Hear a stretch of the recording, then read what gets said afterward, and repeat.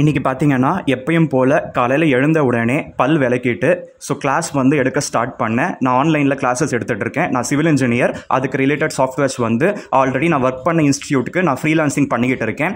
இதனால் பார்த்தீங்கன்னா எனக்கு ஆவரேஜாக இந்த 24 மந்த்ஸ் நான் இந்த ஊர் திரும்பி எனக்கு பார்த்தீங்கன்னா 24 மந்த்ஸ் கூட கம்ப்ளீட் ஆகலை. இந்த ஜூலை 25th வந்தால் தான் 2 years கம்ப்ளீட் ஆகிருக்கும். இதுக்கு நடுவில் பார்த்தீங்கன்னா எங்கள் அம்மாவை காப்பாற்ற முடியாமல் இந்த நெய்பர் அட்ராசிட்டிஸில் ஏகப்பட்ட பிரச்சனையில் அவங்க வந்து இறந்தும் போயிட்டாங்க. இப்போ வந்து பார்த்தீங்கன்னா கிட்டத்தட்ட நான் ஊர் திரும்பி 2 வருஷம் ஆகுது. இந்த 2 வருஷத்தில் ஃப்ரீலான்சிங் பண்ணி எனக்கு கிடைச்ச வருமானம் ஆவரேஜாக பார்த்தீங்கன்னா ஜஸ்ட் 19,000 கூட இல்லை. இது வந்து ரொம்ப சின்ன அமௌண்ட்டு தான். எனக்கு மாதம் எவ்வளோ செலவாகுன்றது என்னுடைய சேனலில் இருக்க வீடியோஸ் எல்லாம் பார்த்தவங்களுக்கு வந்து புரிஞ்சிருக்கும். அந்த ஆன்லைன் கிளாஸஸ் முடிச்சுட்டு நான் கீழே இறங்கி வந்து இங்கே பார்த்தீங்கன்னா அவ்வளோ சாமான் இருக்குது. அந்த சாமான் எல்லாத்தையும் நான் வந்து விளக்கணும். அதுக்கு நடுவில் பார்த்தீங்கன்னா வாட்டர் பியூரிஃபையரில் தண்ணி வந்து கம்மியாக இருந்தது. அதனால் நான் வாட்டர் பியூரிஃபையர் வந்து ஆன் பண்ணி விட்டேன். அந்த தண்ணி எல்லாமே வேஸ்ட் பண்ணாமல் அது குடத்தில் பிடிச்சி வச்சு பாத்ரூமுக்கு நம்ம ஹேண்ட் கை கால் கழுவுறதுக்கு வந்து யூஸ் பண்ணிக்கலாம், அந்த தண்ணியும் வீண் பண்ணாமல். இதுக்கு நடுவில் நான் கீழே இறங்கி வந்த உடனே பருப்பெல்லாம் சுத்தம் பண்ணிவிட்டு நான் அதை ஊற வச்சுட்டேன். அது நல்லா ஊறினா தான் உங்களுக்கு வந்து ஒரு 4-5 விசிலில் உங்களுக்கு நல்லாவே மசியும். அந்த பருப்பு கழுவுன தண்ணி கூட பார்த்தீங்கன்னா வேஸ்ட் பண்ணாமல் நம்ம செடிங்களுக்கு ஊற்றினா செடிக்கு வந்து நல்லாவே வந்து ஊட்டச்சத்து கிடைக்கும். இன்றைக்கி வந்து பார்த்தீங்கன்னா சௌச்சௌவில் சாம்பார் செய்யலாம்னு சொல்லிட்டு எனக்கு தோணுச்சு. ஏன்னா இந்த சௌச்சௌ வாங்கி ரொம்ப நாளாக வந்து ஃப்ரிட்ஜில் வச்சுருந்தேன். வீணாக போயிட போதேன்னு சொல்லிட்டு நான் அந்த சௌச்சௌ சாம்பார் வந்து செஞ்சுருந்தேன். இப்போ வந்து ரெடி ஆகிட்டு இருக்கு. சாம்பார் வந்து ஆல்ரெடி ரெடி ஆகிடுச்சு. சாப்பாடு வந்து நான் குக்கரில் வச்சுருக்கேன். இந்த மாதிரி நான் வெளிநாட்டில் இருந்தப்பையும் பார்த்தீங்கன்னா எல்லா வேலையும் பார்த்துக்கிட்டு நான் சமைச்சு சாப்பிட வேண்டியதாக இருந்தது. நான் பியூர் வெஜிடேரியன்ன்றதுனால வெளியில் போனால் எனக்கு நான்வெஜ் ஈஸியாக கிடைக்கும், கம்மி விலையில் கிடைக்கும். வெஜிடேரியன் காஸ்ட்லி, அதுவும் கிடைக்காது. நான் இருந்தது எல்லாமே பார்த்தீங்கன்னா கல்ஃப் கண்ட்ரீஸ். இப்போ ரீசெண்டாக நான் இப்போ புதுசாக வாங்கின ஸ்மார்ட் டிவியில் ஒரு ஓடிடியில் பார்த்தீங்கன்னா த கிரேட் இண்டியன் கிச்சன் சொல்லிட்டு ஒரு தமிழ் மூவி வந்து பார்த்தேன். அது ரொம்ப ஷார்ட் மூவி தான், ஆனால் அதில் ஏகப்பட்ட மெசேஜ் இருக்குது. அதில் அந்த பொண்ணுக்கு இருக்கிற தலைவலியை விட 100 மடங்கு தலைவலியோடு நான் தினமும் வாழ்ந்துக்கிட்டு இருக்கேன். அந்த பொண்ணு வந்து எல்லாத்தையும் வந்து உதறி தள்ளிட்டு கடைசியாக வந்து ரொம்ப கரேஜாக வந்து ஒரு ஸ்டெப் எடுக்கிறான். அந்த மாதிரி எனக்கும் எங்கள் அம்மாவுக்கும் என் வீட்டுக்கும் பார்த்தீங்கன்னா ஏகப்பட்ட பேர் எங்கள் வீட்டை சுற்றியும் வந்து புறம்போக்கு வேலை பார்க்கறதுக்குனே பிறந்திருக்காங்க. அந்த விருந்தாளிக்கு பிறந்தவனுங்களெல்லாம் நான் என்ன தான் பண்ண போறேன்னு தெரியல. கடவுள் இறங்கி வந்து இவனுங்க எல்லாரையுமே சம்ஹாரம் பண்ணாதான் எனக்கு வந்து நிம்மதி. கடவுள் தான் வந்து காப்பாற்றணும். ஏகப்பட்ட தலைவலியில் மன உளைச்சல்ல தூக்கம் கூட கெட்டு போயிட்டு நான் வாழ்ந்துகிட்டு இருக்கேன். அந்த படத்துலையும் சரி நிஜ வாழ்க்கையிலையும் சரி வீட்டுக்கு சம்பளம் கொடுக்காத வேலைக்காரியாக வந்து ஒரு பொண்ணு வந்து இறங்குறா.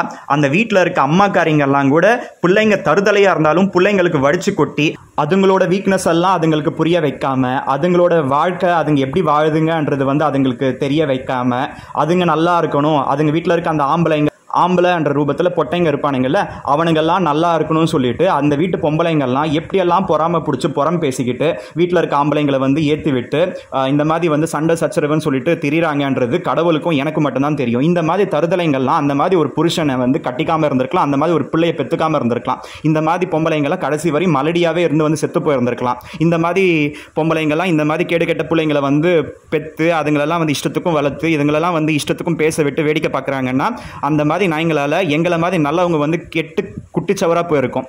கடவுள் வந்து இதெல்லாம் பார்த்துக்கிட்டு தான் இருப்பார். அவங்கெல்லாம் கண்டிப்பாக வந்து ஒரு நாள் வந்து அதுக்கான பலனெல்லாம் அனுபவிச்சு தான் தருவாங்க. பாருங்க இந்த ஸ்க்ரீன்ஷாட்டில் என்ன மாதிரியான கமெண்ட்ஸ்லாம் வச்சிருக்கான்னு சொல்லிட்டு. இவனுங்களுக்கெல்லாம் வந்து இந்த பொட்டை வேலை பார்க்காம இருக்க முடியாது போல. அவனுங்களுக்கெல்லாம் வந்து ஆஃபீஸில் போயிட்டு எந்த வேலையும் இருக்காது. எங்கேயாவது மாலில் உட்காந்துக்கிட்டு எவனையாவது பார்த்துக்கிட்டு வேற எதாவது வந்து தப்பு தாண்டா பண்ணிக்கிட்டு ஒரு 100 ரூபாய்க்கு 200 ரூபாய்க்கு அது பத்தாதுன்னு சும்மா உட்காந்தா கூட பார்த்தீங்கன்னா சம்பளம் தான். அந்த மாதிரி எத்தனை பேர் வந்து குண்டு சட்டியில் குதிரை ஓட்டிக்கிட்டு பல வருஷமாக வந்து ஒரு இடத்தங்கிட்டே வந்து சொம்பு தூக்கிக்கிட்டு அந்த மேனேஜர் கிட்ட வந்து நைஸா பேசி பழகி அங்க கீழே இருக்கவனெல்லாம் வந்து மட்டம் தட்டி அந்த மாதிரி பாலிடிக்ஸ் பண்ணி எத்தனை பேர் வந்து அடுத்தவன் வாழ்க்கையை அழிச்சு முன்னுக்கு வந்து அதுல வர வருமானத்துல வந்து தின்றாங்க.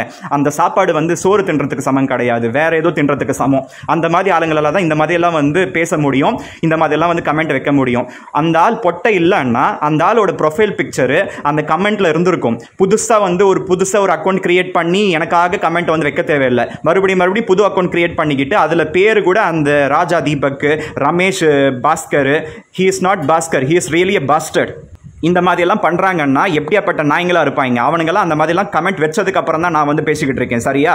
அனாவசியமாக பேசுகிறதோ அடுத்தவன் வம்புக்கு போகிறதோலாம் எனக்கு தெரியாது. அந்த மாதிரி எங்கள் அம்மா வந்து என்னை வந்து வளர்க்கலை. இந்த மாதிரி நாய்ங்கள்லாம் கமெண்ட் வைக்கிதுன்னு தெரிஞ்சுதான் யூடியூப்காரனே அதை ஆட்டோமேட்டிக்காகவே வந்து ஹெல்ப் ஃபார் ரிவ்யூவில் வந்து போட்டுடுறான். அதில் வந்து ஹைட்டில் வேற வச்சிருக்கான். அதை தாண்டி நம்ம போய் பார்த்தா தான் நம்ம கண்ணில் வந்து படுது. அந்த மாதிரி நாய்ங்களுக்கெல்லாம் உரைக்கணும், அந்த மாதிரி நாய்ங்கெல்லாம் திருந்தணும்னு சொல்லிட்டு அதெல்லாம் ஸ்க்ரீன்ஷாட் எடுத்து நான் இங்கே காமிச்சிக்கிட்டு இருக்கேன். யூடியூப்காரனே அதை வந்து பேன் பண்ணி வச்சிருக்கான். அந்த மாதிரி நேரத்தில் இவ்வளவு அசிங்கமான கமெண்ட்ஸ், இந்த மாதிரி அசிங்கம் பிடிச்சவனுங்களை பற்றிலாம் நான் வந்து ஸ்க்ரீன்ஷாட் எடுத்து இதில் வேற இந்த வீடியோவில் அதெல்லாம் நான் போட்டு நான் பேசிக்கிட்டு இருக்கேன்னா அதை விட அசிங்கம் ஒன்றும் கிடையாது. ஆனாலும் அவனுக்கு வந்து திருந்தணும். அந்த மாதிரி நாய்ங்கெல்லாம் வந்து நல்ல பிறப்பாக வந்து மாறணும். அவங்க பிறவியில் வந்து கெட்டு போய் பிறந்திருக்கலாம். ஆனால் அட்லீஸ்ட் வளர்றப்பயாவது அதுக்கப்புறமாவது வந்து நல்லபடியாக மனுஷனாக வாழ்ந்து சாகணும்னு சொல்லிட்டு ஒரு நல்ல எண்ணத்தோட தான் நான் இதெல்லாம் காமிச்சிக்கிட்டு இருக்கேன். இந்த வால்மீகி கதையில் பார்த்தீங்கன்னா ஒரு கதை வரும். அந்த கதையில் என்ன சொல்லுவாங்கன்னா, அவர் பாவத்தை வந்து வீட்டில் இருக்க பொண்டாட்டியும் அம்மாவும் பங்கு போட்டுக்கிறாங்களா பாருன்னு சொல்லிட்டு கேட்பாங்க. அவர் வீட்டுக்கு போய் கேட்டால் பொண்டாட்டியும் ஒத்துக்க மாட்டா, அம்மாவும் ஒத்துக்க மாட்டாங்க. அந்த மாதிரி கதையெல்லாம் தான் நான் கேட்டு பழக்கம். ஆனால் இந்த கலிகாலத்தில் என்னை சுற்றி இருக்க நாய்ங்கள்லாம் பாவத்தை பங்கு போட்டுக்குதுங்க. புருஷன் சரியில்லைனாலும் பொண்டாட்டி திருத்தணும், பொண்டாட்டி சரியில்லைனா புருஷன் திருத்தணும். அப்படி கிடையாது. புருஷன் பாவத்தை பொண்டாட்டி பங்கு போட்டுக்கிறார், அம்மா சரியில்லைன்னா பிள்ளையும் வந்து சரியில்லாமல் போகிறான். எல்லாருமே பார்த்தீங்கன்னா ஒன்று கூடி ஒற்றுமையாக கூட்டணி அமைச்சு பாவத்தை செஞ்சுக்கிட்டு இருக்காங்க. இந்த மாதிரி பாவப்பட்ட ஜென்மங்கள்லாம் எதுக்கு தான் பிறக்கணும்னு தெரியல. இப்போ ரீசெண்டாக நான் போட்ட அந்த சிசிடிவி எவிடன்சஸ் அந்த வீடியோலாம் பாருங்கள். அப்போ தான் இந்த மாதிரி ஆளுங்கள்லாம் எப்படியாப்பட்டவங்கன்னு புரியும். எப்படியெல்லாம் வம்பு சண்டைக்கு இழுக்கிறாங்க, வயிற்றுல கொட்டிக்கிட்டு சாவுறானுங்கன்னு பாருங்கள். இந்த மாதிரியும் ஆளுங்க இருப்பானுங்களா? இந்த மாதிரியெல்லாம் பேசினா யாராவது சும்மா விடுவாங்களா? வீட்டில் இருக்கவங்க சும்மா விடுவாங்களா? அடித்து துவம்சம் பண்ண மாட்டாங்க.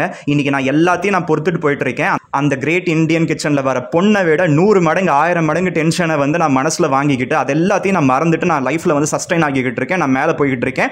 அது பத்தாதுன்னு நிறைய பேருக்கு உதவி பண்ணிக்கிட்டு இருக்கேன்.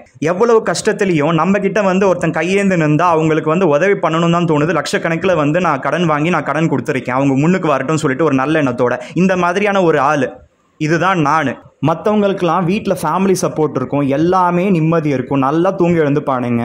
ஆனால் ஒரு பைசாக்கு பிரயோஜனம் இல்லாமல் தண்டமாக ஒரு மாதிரி ஒரு ஆம்பளைன்ற பேரில் பொட்ட வாழ்க்கை வாழ்கிறானுங்க. இவங்கெல்லாம் எப்படி தெரியுமா? Totally insecured people. அவங்களுக்கு நிறைய இன்செக்யூரிட்டி இருக்கும், அவங்களுக்கு ஏகப்பட்ட பயம் இருக்கும். இன்றைக்கி நம்ம பார்க்குற வேலை வந்து நாளைக்கு போயிட்டுச்சுன்னா நம்ம எப்படி பிச்சை தான் எடுக்கணும் இல்லைன்னு சொல்லிட்டு அந்த மாதிரி பயம்லாம் இருக்கும். அந்த மாதிரி ஏகப்பட்ட தலைவலி அதுங்க உள்ளே வச்சுக்கிட்டு அடுத்தவனுக்கு தலைவலி கொடுக்கணும்னு சொல்லிட்டு சாடிஸ்ட் மாதிரி வாழ்கிறாங்க. They are having sadistic personality disorder. அடுத்தவங்களை வந்து கொன்று அதில் வந்து சந்தோஷமாக நம்ம வாழணும், அடுத்தவங்க சாகணும், நம்ம வாழணும்னு நினைக்கிறதெல்லாம் ரொம்ப பாவம். அந்த மாதிரி வந்து பிறவிங்க வந்து பிறக்கவே தேவையில்லை. இது மேனுஃபேக்சரிங் டிஃபெக்டோட பிறந்த விருந்தாளிக்கு பிறந்தவனுங்க. என்னை பொறுத்தவரையும் 6 வயசுலேருந்து தன்னந்தனியாக போராடி எவ்வளவோ வாழ்க்கையில் எத்தனையோ பேரை வந்து ஃபேஸ் பண்ணி நீதியாக நேர்மையாக கஷ்டப்பட்டு முன்னுக்கு வந்து யாருக்கும் குடைச்சல் கொடுக்காம யாருக்கும் வந்து விரோதம் பண்ணாமல் நான் நல்லபடியாக நான் ஏகப்பட்ட பிரச்சனையிலேருந்து வெளியில் வந்து நான் வாழ்க்கையை நான் நல்லபடியாக கொண்டு போகணும்னு நினச்சவன். இந்த மாதிரியும் ஒருத்தன் வந்து இருக்கான்.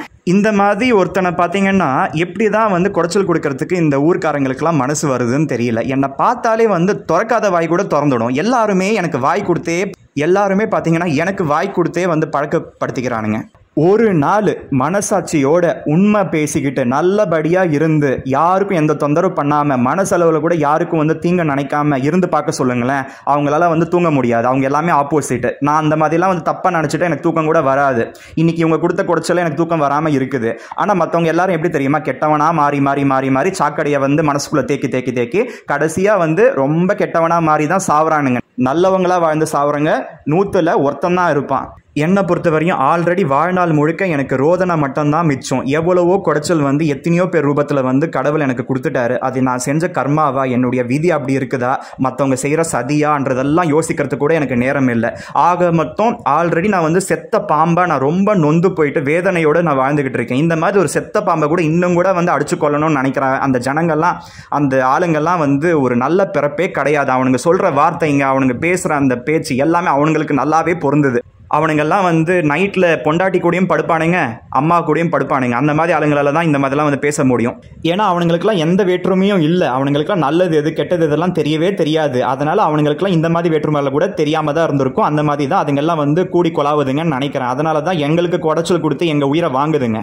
இந்த மாதிரி ஆளுங்க பண்ண சதியினால எங்கள் அம்மா மன உளைச்சல்ல வேதனையோட கடைசியில் வந்து இவங்களெல்லாம் நினச்சி அநியாயமாக இறந்து போயிட்டாங்க. இல்லைனா கண்டிப்பாக ஒரு 10 வருஷம் நல்லாவே இருந்திருப்பாங்க. கண்டிப்பாக இந்த பாவெல்லாம் சும்மா விடாது. யாராக இருந்தாலும் வந்து எவ்வளோ கமெண்ட் வச்சாலும் எவ்வளோ தான் எனக்கு சதி பண்ணாலும் எங்களுக்கு செஞ்ச பாவெல்லாம் கண்டிப்பாக வந்து விடவே விடாது. அவங்க பேசுகிற பேச்சு, அவங்க சிந்தனை, இது எல்லாமே பார்த்தீங்கன்னா பாவக்கணக்கில் சேர்ந்துக்கிட்டே இருக்கும். இது அவங்களையும் தாக்கும், அவனுங்க பிள்ளைங்களை தாக்கும், அவங்க பேர பிள்ளைங்களை தாக்கும், அவங்க பேத்திங்களை தாக்கும், அவங்க வீட்டில் இருக்க எல்லாரையுமே வந்து தாக்கும். அவங்க எல்லாருமே வந்து இது எல்லாத்தையும் வந்து மூட்டை கட்டிக்கிட்டு அடுத்த ஜென்மம்னு ஒன்று எடுத்து அதில் படாத பாடு படுவாங்க. இல்லைன்னா இந்த ஜென்மத்திலேயே என்னைக்காவது வந்து கஷ்டப்பட தான் போகிறானுங்க. இதெல்லாம் வந்து சத்தியம். கடவுள் மேலே வந்து ஆணையாக சொல்கிறேன். கடவுள் இருந்தால் இதெல்லாமே நடக்கும்.